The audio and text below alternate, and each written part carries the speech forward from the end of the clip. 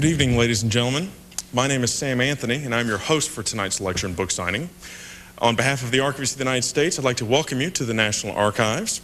We are honored to have with us Frances Stoner Saunders as she will discuss her book, The Cultural Cold War, the CIA, and the World of Arts and Letters. A few points before we begin.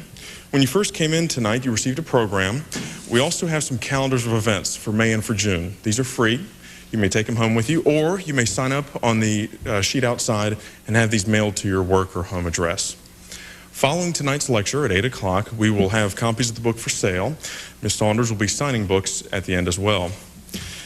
We will make time at the end of our lecture for some question and answers from the audience. So why don't we get started? Frances Stoner Saunders comes to us from England, where she was born and bred in London. She graduated from Oxford University and then has worked as an independent film producer on such documentaries as the 4-hour Hidden Hands, A Different Story of Modernism. Her short story, Big Things, was published in New Writing. Would you please welcome Frances Stoner Saunders.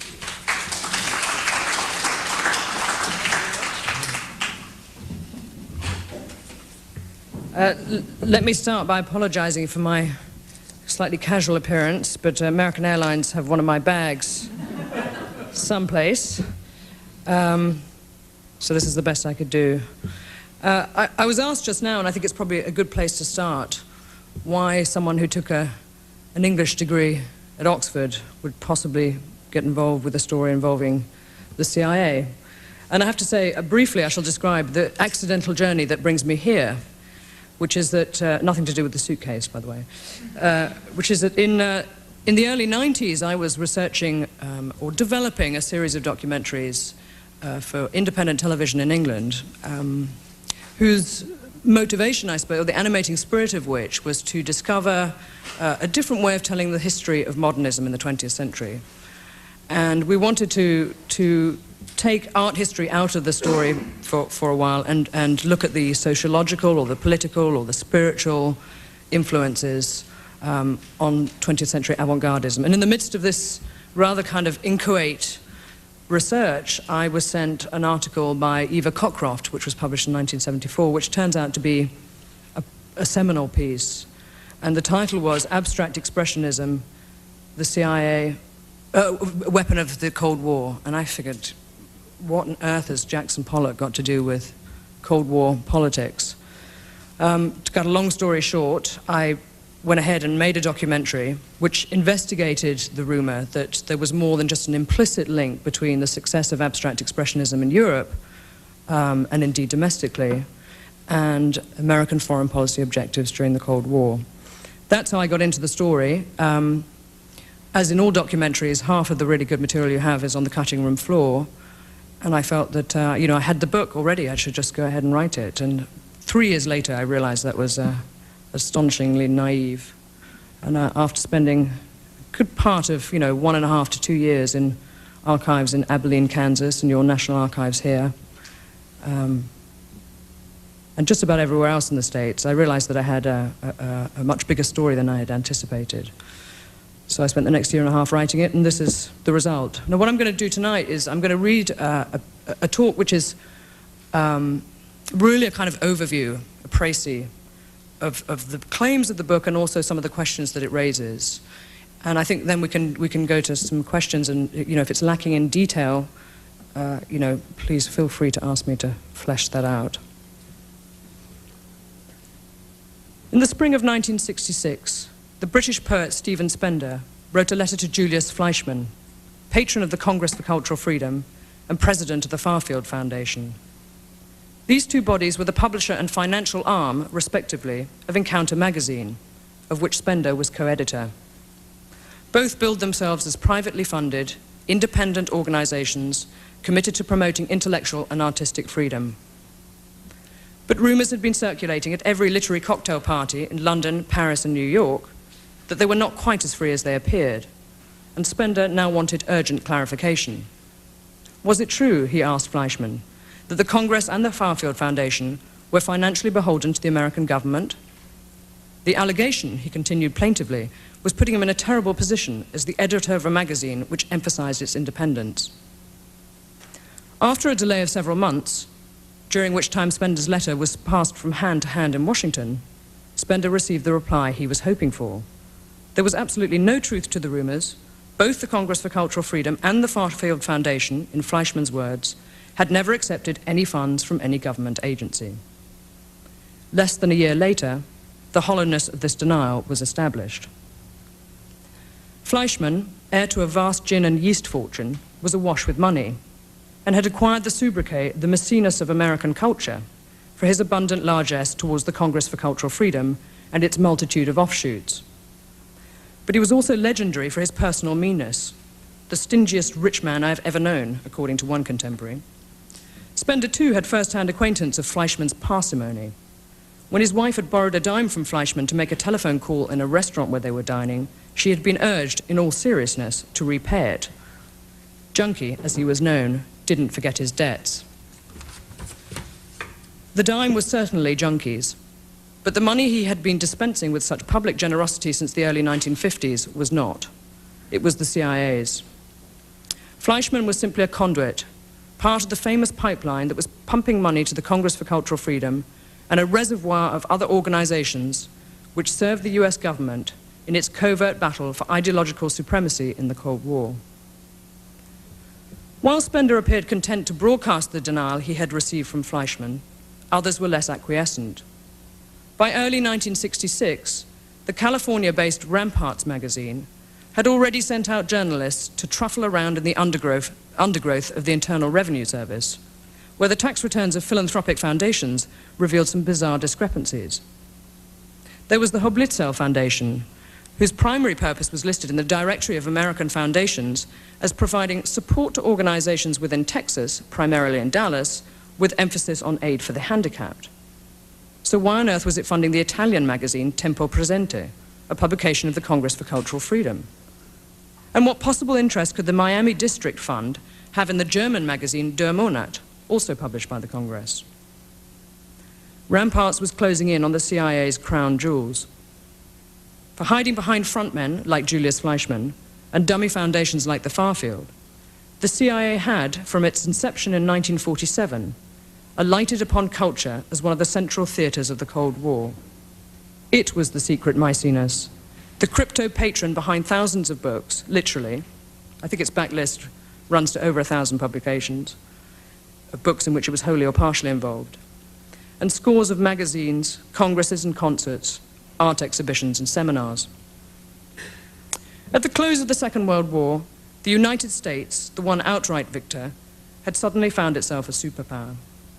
Needing a culture to match, it stared over the wire at Russia, which had pursued intellectual politics ever since Catherine the Great, and set about acquiring worldwide intellectual admiration and support. As the Cold War froze and ideologies divided, the US government, through its intelligence and espionage arm, poured huge resources into a cultural propaganda campaign. A central feature of this campaign was to advance the claim that it didn't exist. The CIA was, in effect, acting as America's hidden Ministry of Culture. The centerpiece of the CIA's Kulturkampf, or cultural struggle, was the Congress for Cultural Freedom. Established in Berlin in the summer of 1950, the Congress was an apparently spontaneous alliance of intellectuals and artists committed to demonstrating the fallibility of the Soviet mythos and the superiority of Western democracy as a framework for cultural and philosophical inquiry.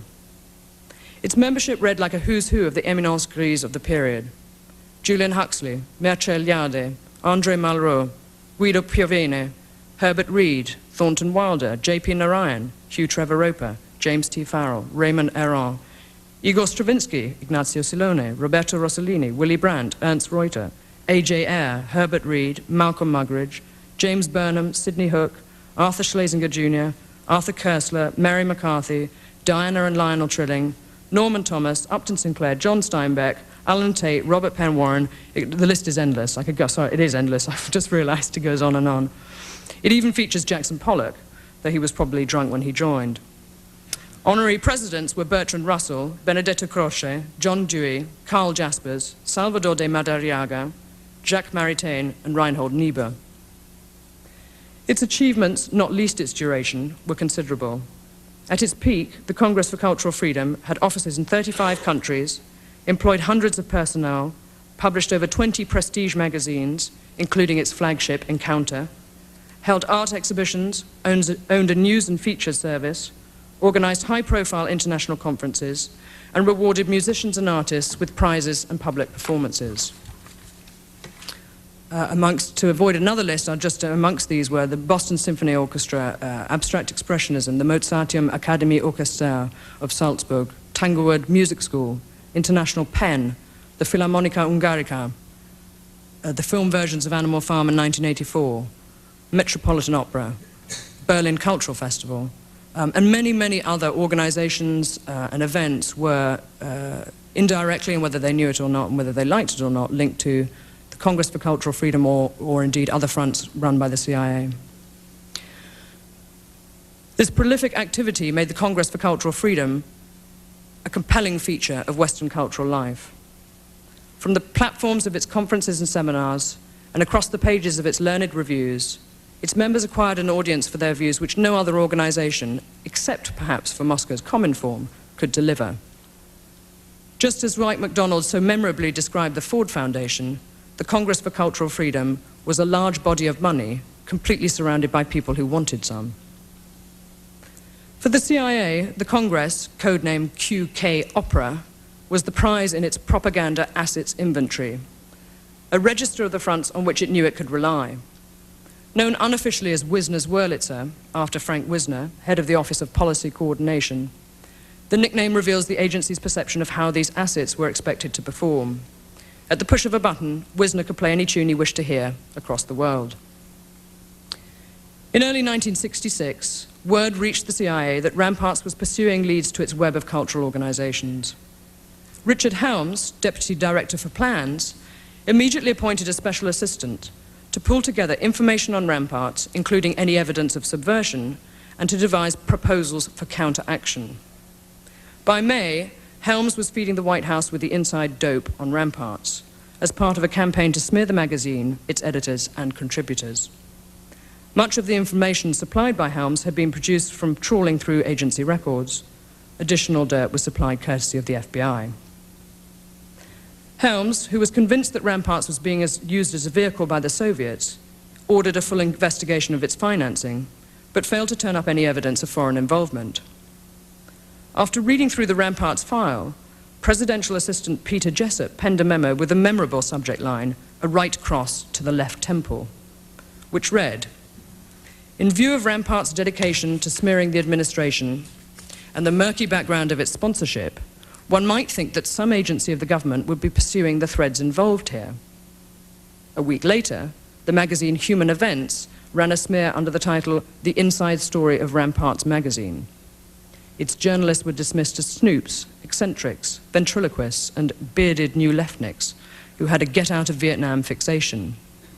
Signed by one M.M. Morton, quote, "the pen name of an expert on internal security affairs," unquote, the article bore all the hallmarks of a CIA plant.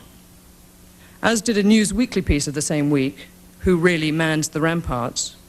and an article in the Washington Star, both of which announced serious doubts about the bona fides of Ramparts, which was described as not only a muckraker, but a muckraker with a malevolent motive. The CIA did everything it could to sink Ramparts. Quote, "I had all sorts of dirty tricks to hurt their circulation and financing," Deputy Inspector General Edgar Applewhite later confessed. "The people running Ramparts were vulnerable to blackmail," he said. "We had awful things in mind, some of which we carried off. We were not in the least inhibited by the fact that the CIA had no internal security role in the United States." Amazingly, given the awfulness of the CIA's intentions, Ramparts survived to tell the tale.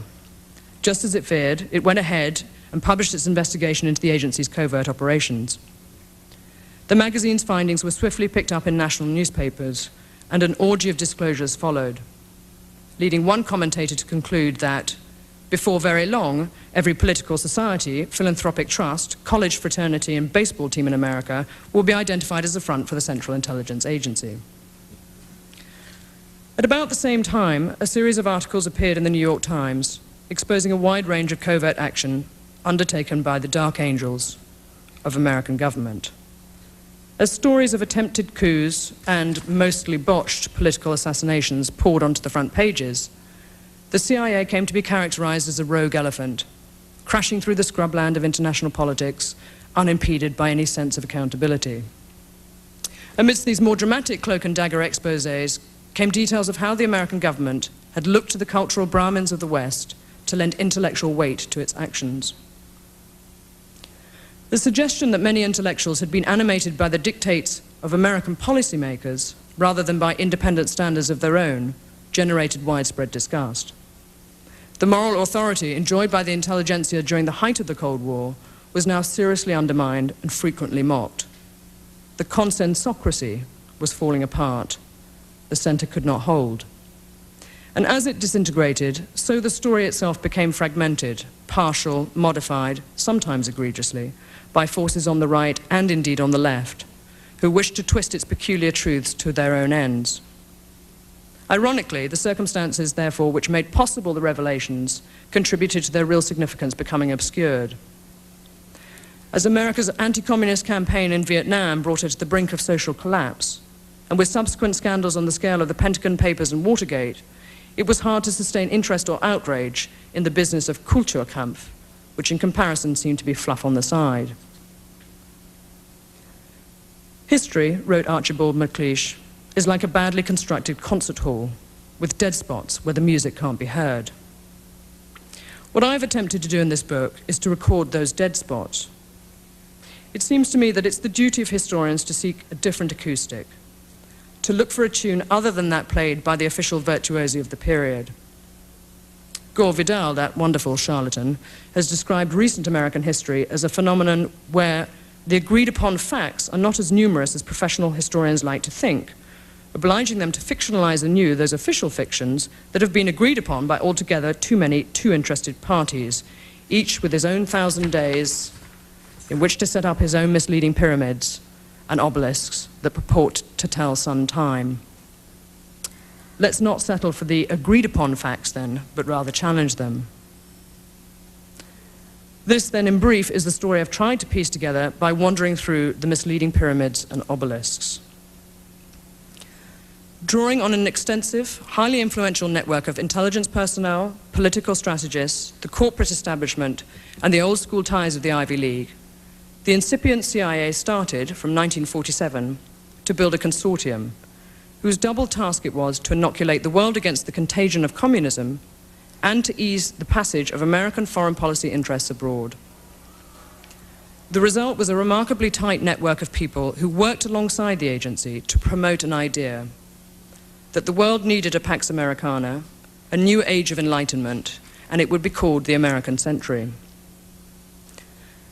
The consortium which the CIA built up, consisting of what Henry Kissinger has described as an aristocracy dedicated to the service of this nation on behalf of principles beyond partisanship, was the hidden weapon in America's Cold War struggle, a weapon which, in the cultural field, had extensive fallout.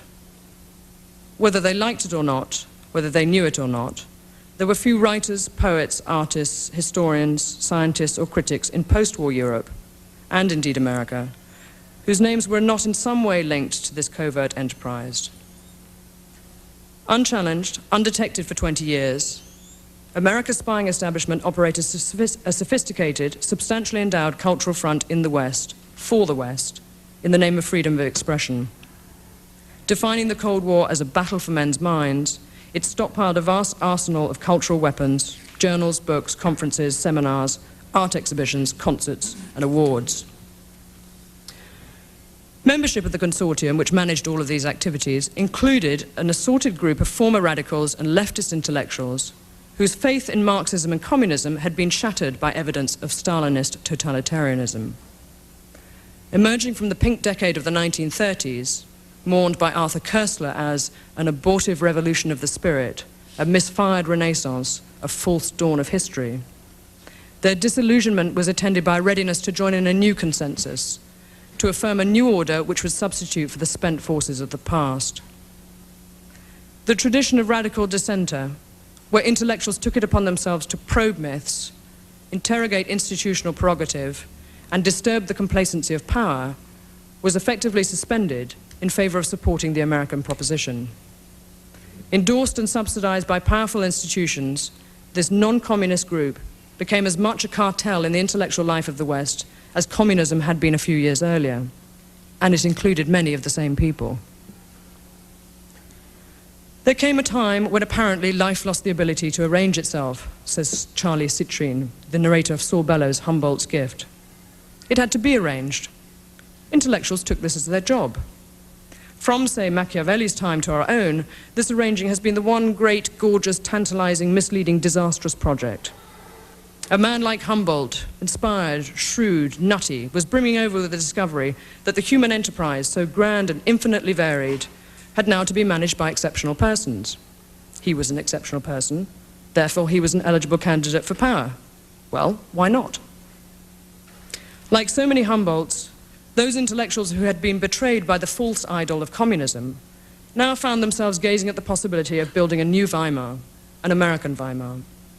If the government and its covert action arm, the CIA, was prepared to assist in this project, well, why not? That former left-wingers should have come to be roped together in the same enterprise with the CIA is less implausible than it seems, at least to Europeans. I think maybe Americans are much more familiar with this kind of paradox.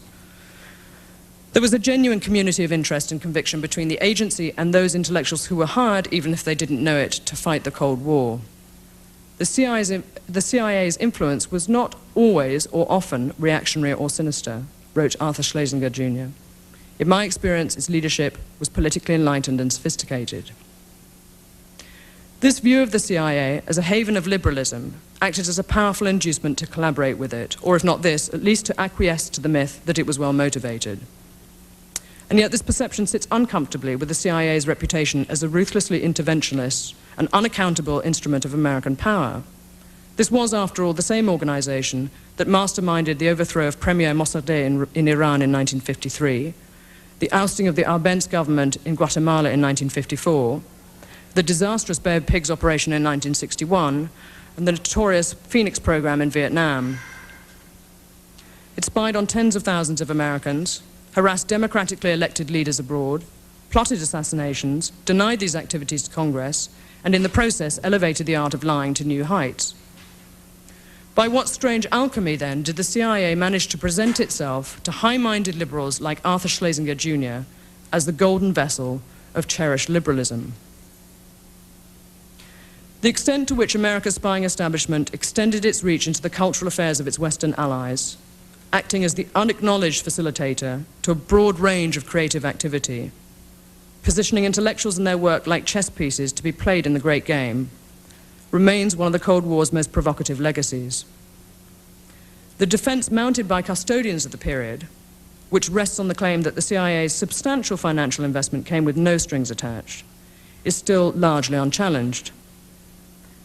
Amongst intellectual circles in America and Western Europe, there still persists a readiness to accept as true that the CIA was merely interested in extending the possibilities for free and democratic cultural expression.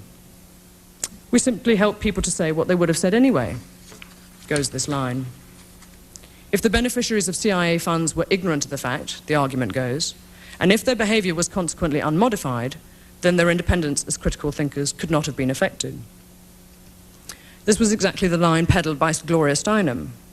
Quote, the CIA's most important impact was that it made us unafraid to go ahead and do what we thought was right, she declared in 1967, when her own cover in the CIA-funded Independent Research Service was blown. It increased, not diminished, our freedom of action, she added. Gloria Steinem, said William Colby, former director of Central Intelligence, has been wrongly accused of being a CIA tool in her work. The CIA only helped her and others go to foreign political conferences where she presented the kind of independent, spontaneous positions and image that is truly representative of America's freedom.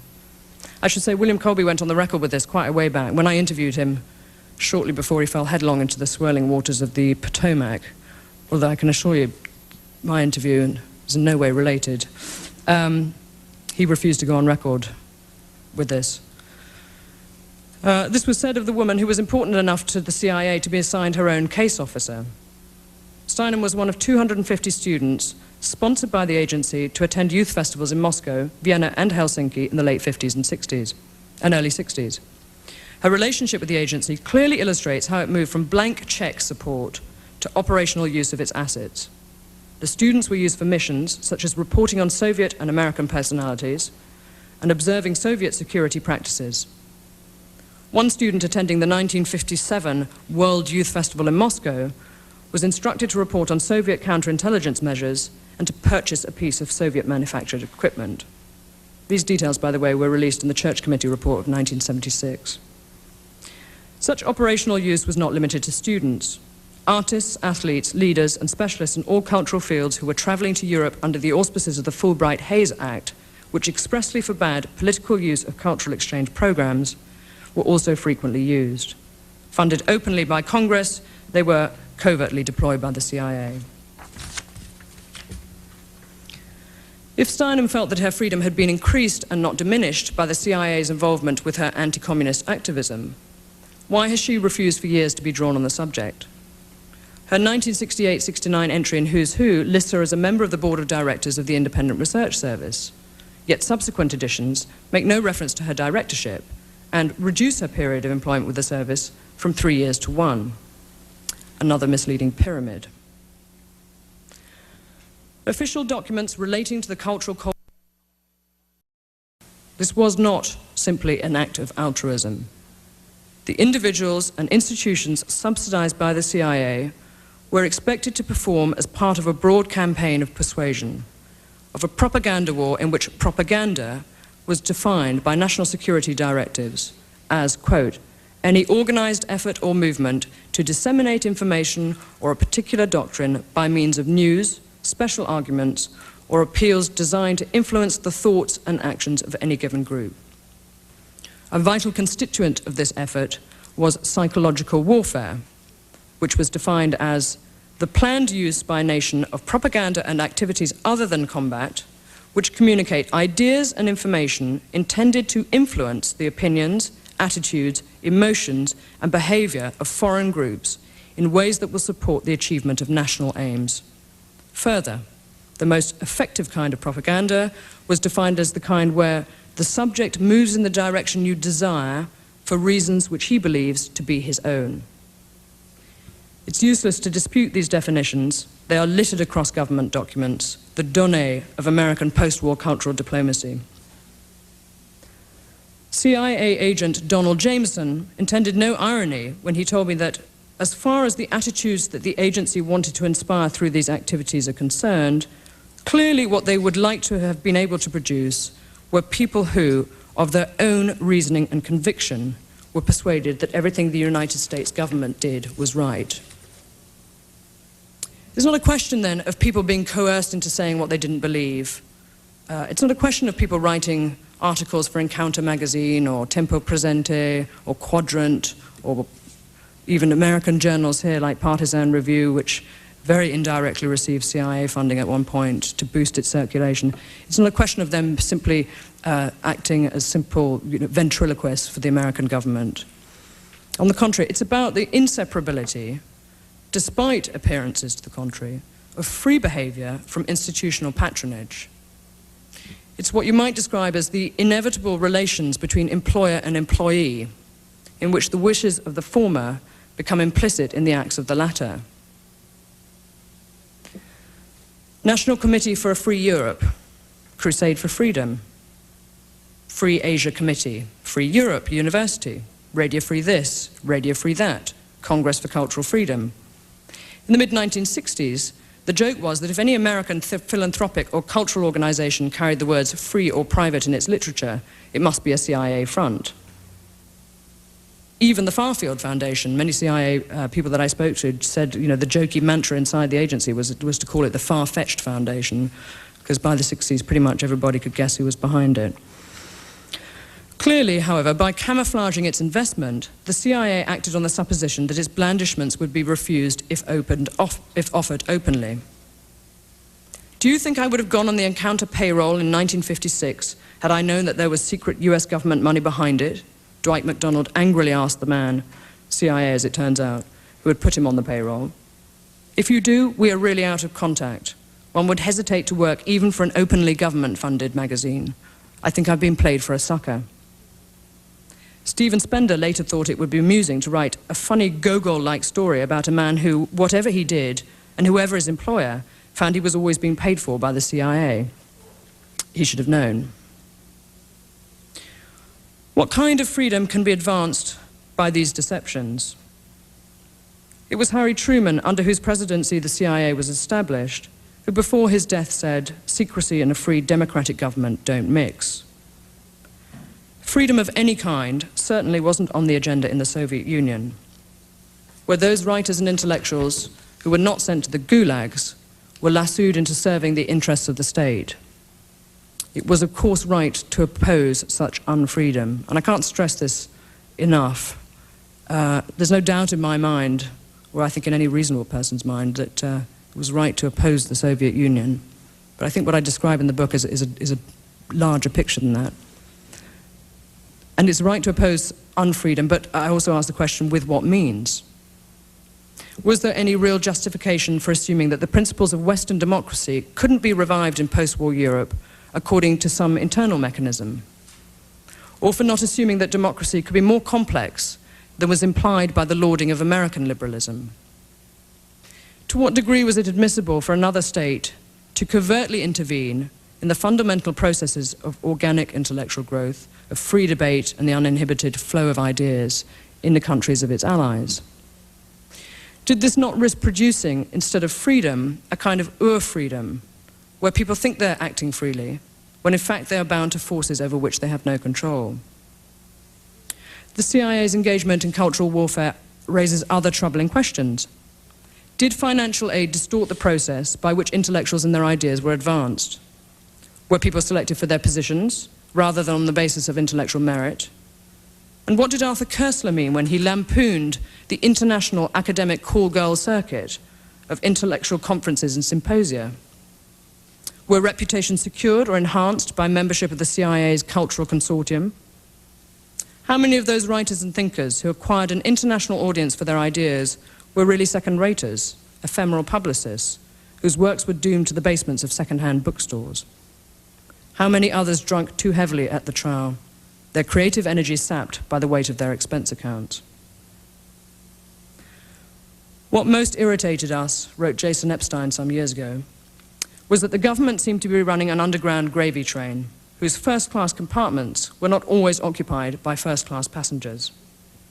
The CIA and the Ford Foundation, among other agencies, had set up and were financing an apparatus of intellectuals selected for their correct Cold War positions as an alternative to what one might call a free intellectual market, where ideology was presumed to count for less than individual talent and achievement, and where doubts about established orthodoxies were taken to be the beginning of all inquiry. It had at last become clear how bad a bargain the intellectuals had made, that it could never have been in the interest of art or literature, of serious speculation of any kind, or even of humanity itself, for them to serve the will of any nation. It will perhaps be another 50 years before we discover whether the CIA still exerts influence over the cultural affairs of this and indeed other nations. On the lobby wall of the CIA's headquarters at Langley, Virginia, is engraved this from St. John's Gospel: "The truth shall make you free." It's time it did.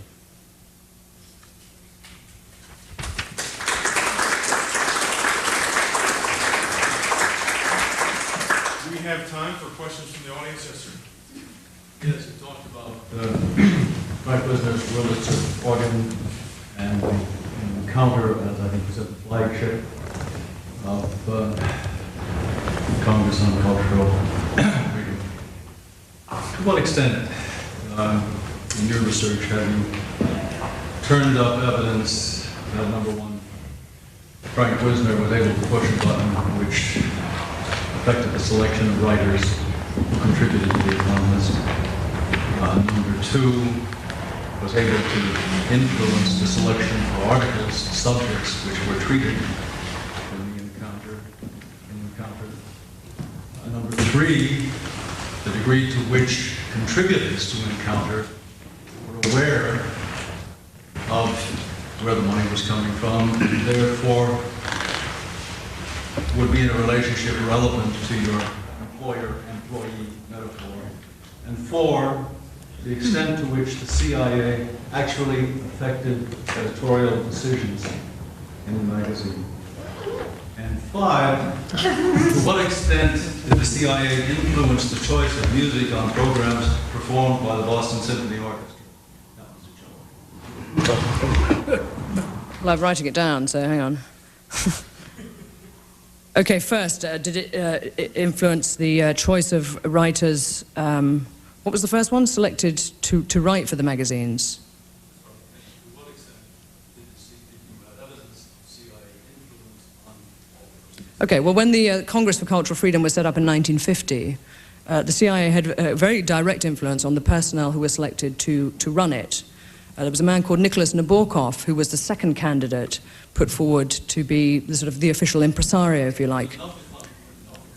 Well, if you'd let me finish, I'll tell you. The first candidate was Louis Fisher, who was not approved at Washington for a whole variety of reasons, principally because he was American and it was thought that this made it too overtly kind of an American organization rather than a European one. You won't find Louis Fisher in The God That Failed, which was published in 1949, and you won't find him writing for any of the Congress magazines. I would say that I'm not entirely clear what the agency's objections were to Louis Fisher, but he's not there. And as an anti-communist, and as a prominent member of the non-communist left, at least in America, one might ask why. But there are papers relating to the choice of candidates for those roles in the early days of the Congress of Cultural Freedom, and the same applies to the editors. As for writers, it was for the editors to decide, of the individual magazines, for example, to decide who they were going to commission to write a piece. Very rarely was anybody dropped because of orders from Washington. I mean, the point is that it wasn't necessary. These were people who were selected for the correctness of their positions. You wouldn't have had an editor of Encounter magazine, which was set up in '53, who was openly opposed to the Korean War. It just wouldn't have happened. When I asked Tom Braden, who set up the International Organizations Division, whether or not the CIA had a right to veto, they said that they did have a right to veto, and that if someone had stood up at the Congress for Cultural Freedom in Berlin in 1950 and wanted to make a speech against the Korean War, they wouldn't have done it. I mean, they would have been vetoed. The point is that right to veto was very, very rarely exercised, which you can take to be an indication, if you like, of how Washington, I think, was effectively happy with the magazines and generally the kind of publishing activities that it had, that it was funding. Dwight MacDonald's piece, famously in 1956, which was submitted to Encounter, accepted by Stephen Spender and subsequently rejected, accepted, and then finally rejected. It has always been said that the reason it was rejected was because it was a bad piece. It was a kind of instinctual rebuttal of America, guided by Dwight's sort of, nutty romanticism for Europe, subsequent to spending 3 months in Tuscany, because that can, turn anybody's head, as we all know. But the literature that the correspondence that I found, speaks specifically of his points about Korea, and that they felt that it was extremely bad and almost pro-Soviet propaganda to reprise the claims of Eugene Kincaid, who had written extensively in a commissioned report for the US government of the collapse of morale amongst US soldiers, prisoners of war, in Korea. This was information that it was decided in Washington was not going to be published. That was the reason that article was not published.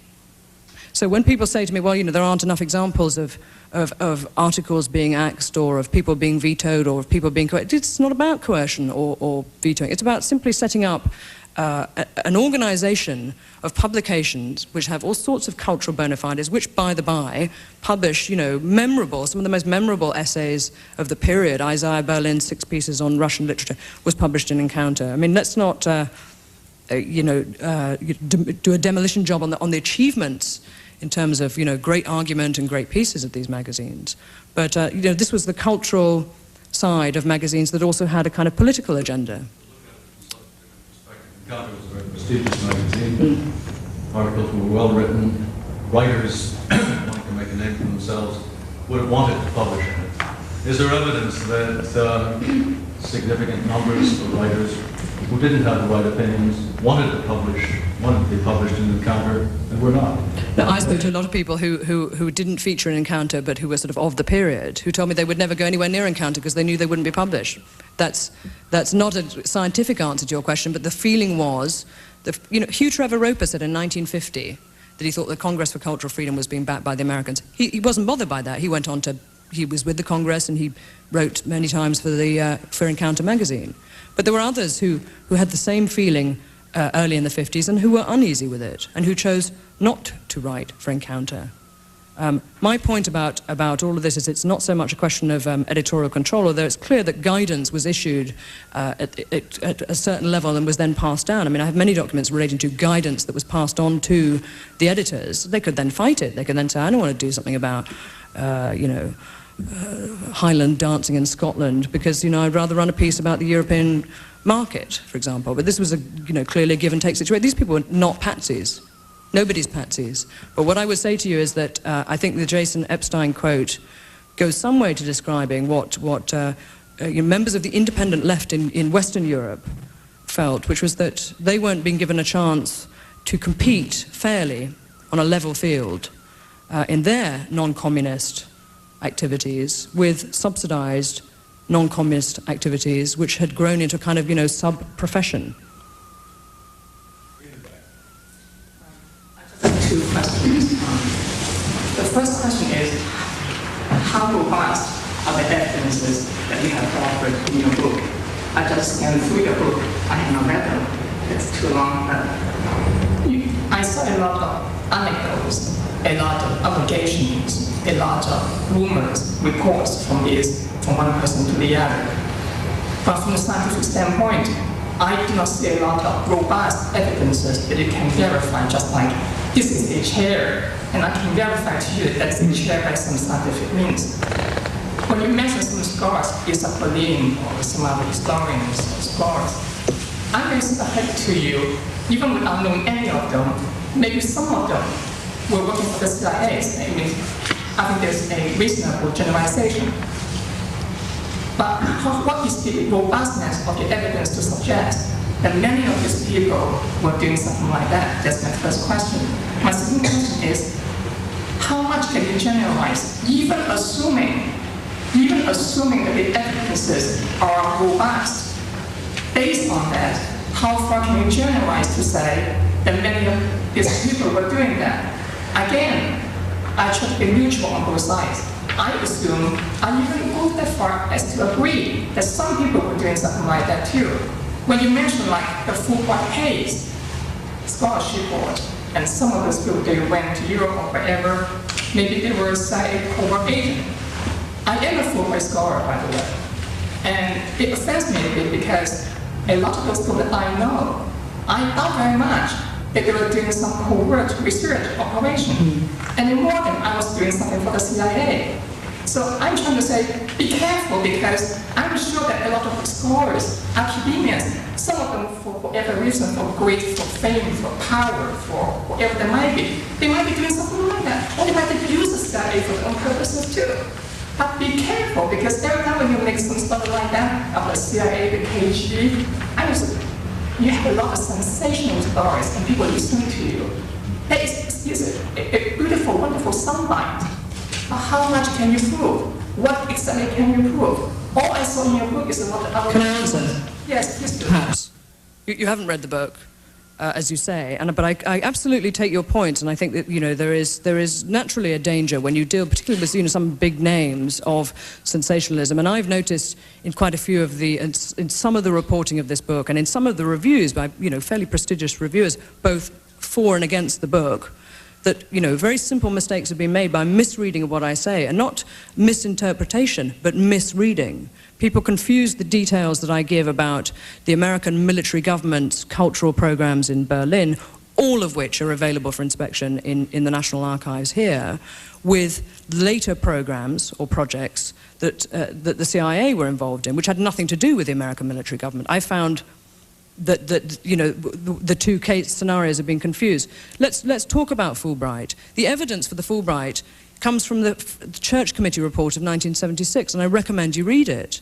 This was the most compelling and serious analysis, sustained analysis of US intelligence operations.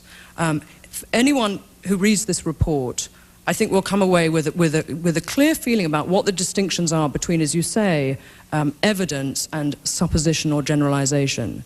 And I took the Church Report Committee as one of the kind of backbones, together with a couple of other committees' reports, including the Cox Committee report of 1952, which is astonishing in its level of detail about the CIA's intrusion into the field of philanthropic foundations, and gives facts and figures, numbers of foundations involved, how much of their percentage of their spending was going to CIA projects.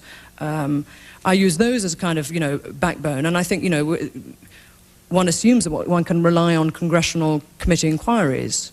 I interviewed people who had never been interviewed about this before. I was very careful not to use hearsay or allegation. I don't believe in, I've read several books that deal with the communist fifth column in America, in which it said, there's very recently been the publication of the Metrokin Archive, an invaluable historical document, which has been published here in the UK, in which people are named as KGB spies, with absolutely no effort to talk to them, to ask them whether they have a response to the allegation before it's published, and on the basis of what one KGB officer says. I didn't take, on the basis of what one CIA agent told me, anything to be de facto truth.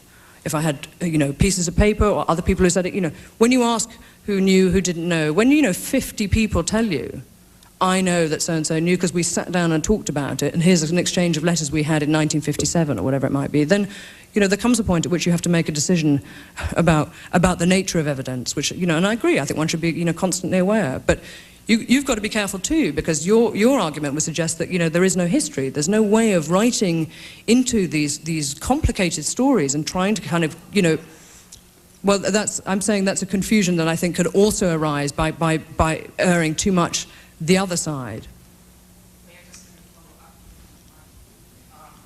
I'm not saying that I even agree with you. I mentioned several times that there are some people that are doing that, okay? I do not disagree with that. I'm just saying that from a scientific standpoint, I think you need to come up with more robust scientific work. Yeah, I think with respect, you need to read the book before you say, I haven't researched it properly. That's, we could make a general point about this, but not about the book. The point is that even assuming that the evidences are robust, how much can you generalize? Go back to the book again. I cannot read that. But I think I have scanned sufficient of the whole book to understand what you are trying to do. I don't think scanning is a scientific way of researching, and it's not a scientific way of asking a scientific question. Especially the social sciences. Especially the social sciences. A lot of people have been using that on both sides to do work like this. You are from the left side, and someone could do that on the right side too. But I'm neutral on this. Okay. Yeah. Well, let's say I'd like to ask an open-ended question, but I'll put a little background to it. One, I would say Robert Oppenheimer became a member of the American Congress for Cultural Freedom in 1954 after he lost his security clearance there in the United States. He also, I'll say I know, was involved with Eugene Meyer's wife in setting up the Mount Kisco Conference up in New York for the Congress for Cultural Freedom. And just before Oppenheimer died, he was scheduled to go to Paris. I think he was then being appointed a director, I think, for the Congress for Cultural Freedom, and then he had to decline that because he couldn't attend. Can you comment anything on Robert Oppenheimer's role, I would say, in the Congress, and the significance of it, and how it was viewed by other members of the Congress? I think that Oppenheimer's joining in 1954 was certainly viewed by members. He joined the American Committee for Cultural Freedom, and I think it was viewed as a positive thing. I make very clear that the American Committee for Cultural Freedom, despite its really checkered history, because it had appalling divisions, internal divisions, it was really split between kind of hardline anti-communists. There's a famous anecdote, of Diana Trilling standing up at a dinner party and saying, "None of you men are hard enough for me," and they all kind of, with her. But between the hardline communists, anti-communists in the American Committee and the moderates, and this history, if you like, is something that I show through a lot of documentation. Arthur Schlesinger's papers and his own words on this matter are fairly revealing. So I think that Oppenheimer's joining in '54 was seen to be a very positive sign, because it gave an air and real weight to the American Committee for Cultural Freedom's title, which was that it was fighting for cultural freedom. And as Schlesinger himself said, after one particularly nasty episode where the American committee got involved in sort of harassing somebody or trying to get them out of their job, he said, a committee for cultural freedom can never err in being magnanimous. So I think Oppenheimer's joining was certainly significant. In all of the American Committee for Cultural Freedom papers that I researched, and I researched what I understood at the time to be the full collection, which is in the Tammerman Library here in New York, although I'm subsequently told by Daniel Bell that some boxes have been held back. But in the papers that I researched, there's very little mention of Oppenheimer, and I think he was one of those many members who I do point out in the book. I mean, there's clearly a distinction between activists who are, involved in day-to-day running of these committees and their agenda and their minutes and everything else, and those like Oppenheimer who are members. I think later on there's a quote from Stuart Hampshire, the British philosopher, at the end of the book, where he remembers talking to Oppenheimer in '67, once most of these exposures had come out, in which Oppenheimer took a fairly sort of sanguine approach, much like Isaiah Berlin, in which he said, well, okay, it happened, so we kind of all knew about it, big deal, which was, the sort of laissez-faire attitude of many people. But I think, in the case of Oppenheimer, having not been, there may be people here who can correct me, but having not been directly involved in any of the sort of, organizational running of any of these programs was lending his name to an outfit which I think fundamentally he approved of. I'm assistant editor at Foreign Policy Magazine here in DC. I was walking outside the building and there's an engravement on the building that says past is prologue, so I think it's incredibly appropriate that you're giving your talk here at the National Archives, where we keep everything that's tangible about our history. But given that background, you touched on this a little bit at the very end of your talk when you said it may be 50 years before we know if these kinds of things are still going on. But it's sort of become a cliche in cultural politics. You have the Americanization of global culture, and then you have the subsequent backlash to that, particularly in continental Europe. So I would like for you to cast your net a little farther if you can, and try to fill that disconnect between your book and what's going on now with the backlash and the Americanization of culture, and how you see the two related. I mean, I think you're right. I mean, the continental European perspective of this book, indeed, and of this story will be, I think, to a large degree different than it is here. I mean, people are genuinely, even of an older generation to mine, are genuinely quite shocked or astounded, or even if they're positively sort of shocked, if you like, by the extent to which the cultural Cold War was fought by America in Western Europe. I don't think that this necessarily has contributed to a kind of a backlash or a rise of anti-American feeling. There's always, periodically, it's a kind of extraordinary cyclical thing that there's anti-Americanism, surfaces and then ebbs away in Europe on a cyclical basis. I mean, sometimes you can see it directly related, as in the mid-60s with Vietnam, to specific moments of ideological tension or financial or economic tension. I think that with NATO now, there's quite a lot of anxiety amongst Western Europeans about America's role in NATO, about whether or not we want to be part of an organization that has such a strong American role. But there are people who feel equally strongly the other side. I think it's really hard to generalize. I think what makes it very hard to generalize is that the kind of this very inchoate and sort of purposely, it seems to me, disorganized and unnamed Seattle, Washington, May Day in London, sort of, under the surface groundswell of opinion that seems to be against globalization and against capitalism and against any kind of sort of, against the media. I mean, I think there you're seeing something of the kind of residual anti-Americanism that the new left in Western Europe felt in the 60s and 70s. But I think it's sort of getting beyond left and right, which is probably a good thing. I mean, I really do feel that the ideologies, that locked the 20th century in this kind of, steel embrace do seem to be shattering. What's alarming, of course, is to know, if left and right is no longer, if those sort of rather pious polarities are no longer relevant, what is? And I think that's why, governments are now increasingly worried about these movements, because they don't, it's not the new left, is it? I don't know, it's kind of hard to define. In your book, which actually I'm about 3/4 of the way through. I found it to be an interesting compilation of the facts, and I actually found your evidence convincing. However, I have several, two main points of difference. First, as you noted in your lecture today, you thought that the struggle, that the Cold War was a worthy cause. And yet, I am uncomfortable in your book with the persistent subtext that there was some sort of moral equivalence here. Because I would first like to point out two things, that many of these artists were into counterculture here domestically, whereas the Soviet artists were state-sponsored. And you even cite one case in your book where someone dashed off a telegram complaining to his CIA overseers. Would any Soviet artist have been able to do the same? Probably not. The second point is, as I said, I am convinced by the evidence you present regarding the CIA involvement, and since I'm an economist, I was converting the dollar amounts into 1999 equivalents, and I was astounded by the size of the amounts. Nevertheless, don't you exaggerate the significance of CIA involvement in winning the cultural Cold War?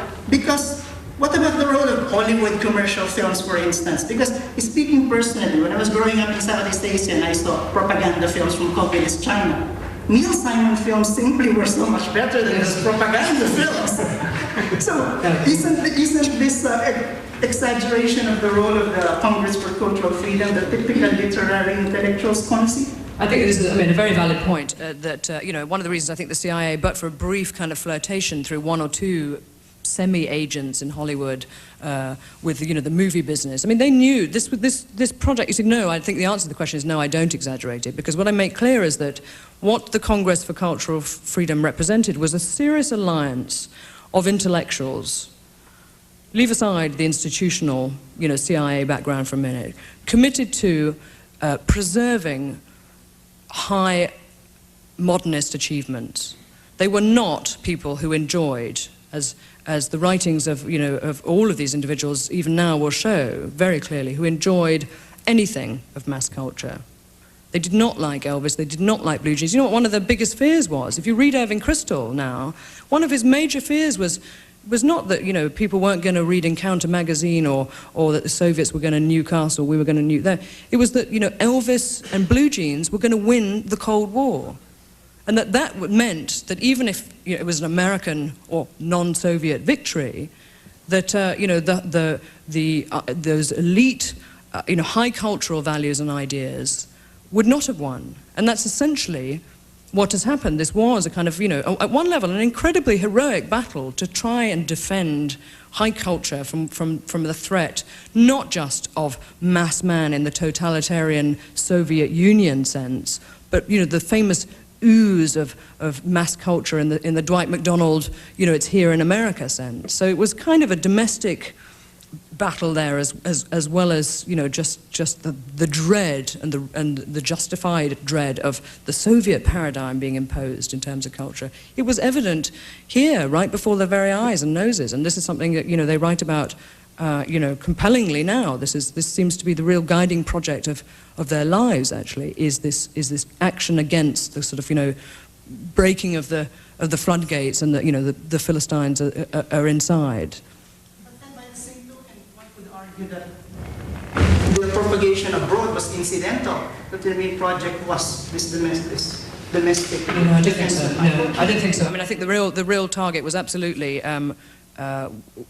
Western European intellectuals who were non-communist, but not necessarily persuaded that they wanted to be pro-American. So there was a distinction there. And there were certainly the neutralists or the waverers, who were at the third, the so-called third way, which emerged, interestingly, out of the European movement, which in itself was heavily backed by the CIA. But it was absolutely about, it was not just about opposing the Soviets. It was about also, creating a groundswell of approval and asserting the merits of, American culture in the post-war era. If you have an enormous imperial burden, which America had, which it had acquired in the aftermath of the Second World War, you need a culture to go with it. I mean, I think that's not, I think it's just instinctive. This is what happens. Ladies and gentlemen, Francis Stoner Saunders.